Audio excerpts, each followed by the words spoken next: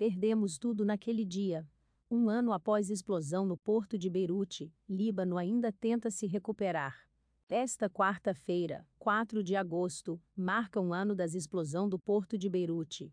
A catástrofe tirou a vida de mais de 200 pessoas e deixou mais de 6.000 feridos, além de uma população traumatizada até hoje por uma tragédia que se soma a uma crise política e econômica pré-existentes e intensificada desde então. Esta quarta-feira, 4 de agosto, marca um ano da explosão do porto de Beirute.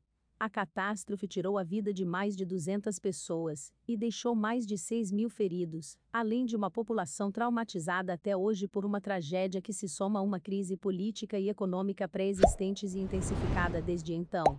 A comunidade internacional se mobiliza para tentar ajudar os libaneses.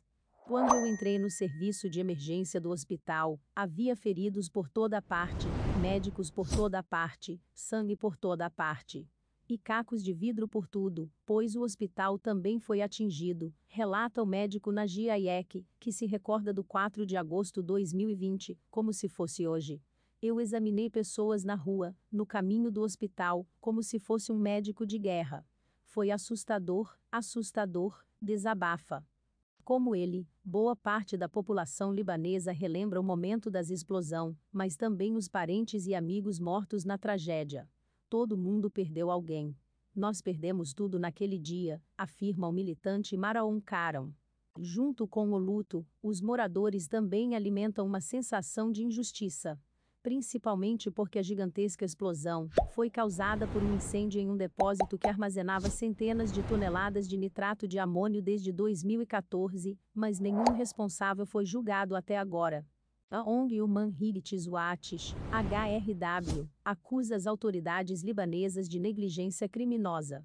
Em um relatório de 126 páginas divulgado esta semana, a entidade documentou as inúmeras violações por parte dos políticos e das instâncias de segurança do país na gestão desse depósito de materiais perigosos. Os responsáveis libaneses sabiam o risco que representava o nitrato de amônio. Ao não adotarem nenhuma medida para proteger a população, eles aceitaram tacitamente esse risco, declarou em entrevista a RFI Aya Majzoub, uma das redatoras do relatório. No direito internacional, isso constitui violação do direito à vida. Além disso, segundo a lei libanesa, essa atitude pode ser considerada como um homicídio que pode ser visto como voluntário, ressalta. Segundo ela, a inércia nas investigações se deve ao fato de que a classe política libanesa não está acostumada a prestar contas e que a cultura da impunidade reina no país. Os políticos não serão importunados pela justiça, enquanto a nomeação dos juízes continuar sendo algo político. O governo tem muito peso na escolha dos magistrados, explica. No passado, nós revelamos vários casos de interferência política, que tentavam impedir que funcionários de alto escalão fossem julgados. E observamos o mesmo fenômeno agora com a investigação sobre a explosão no porto, analisa. Do lado da população, a irritação aumenta. Nós queremos justiça, lança Marwan Karam, que participa de um protesto previsto para esta quarta-feira. Vamos para uma manifestação pacífica, que sai de 3 locais, para chegar ao porto às 18 horas. Em seguida vamos para o parlamento, e quando chegarmos lá, não sei o que pode acontecer, avisa. As autoridades temem que a mobilização popular termine em violência.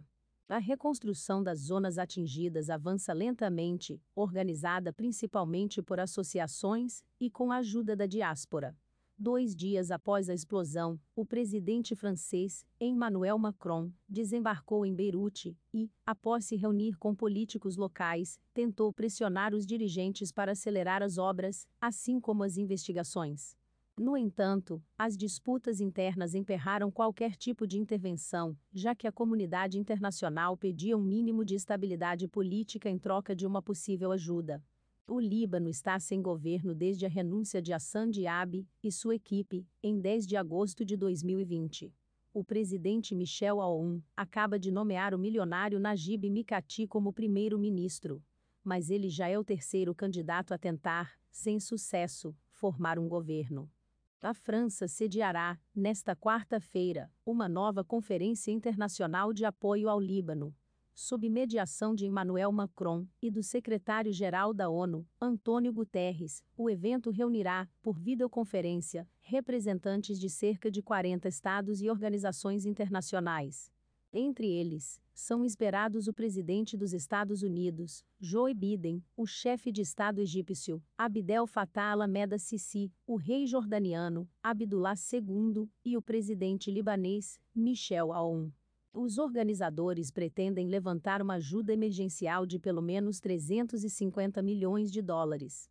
O objetivo é ajudar novamente a população do Líbano após uma primeira conferência em agosto de 2020, que arrecadou 280 milhões de euros, anunciou o Palácio do Eliseu, sede da presidência francesa na segunda-feira, 2. Depois dos encontros de 9 de agosto de 2020 e de 2 de dezembro de 2020, esta terceira conferência internacional tratará apenas da ajuda de emergência e não da ajuda estrutural de que o país necessita.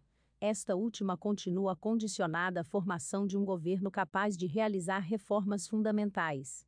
Os participantes da conferência reafirmarão a necessidade de formar rapidamente um governo capaz de implementar as reformas estruturais que os libaneses esperam, insistiu a presidência francesa. Continuaremos a aumentar a pressão e, junto com nossos parceiros europeus, tomaremos medidas mais importantes se o bloqueio político continuar, garantiu o Palácio do Eliseu.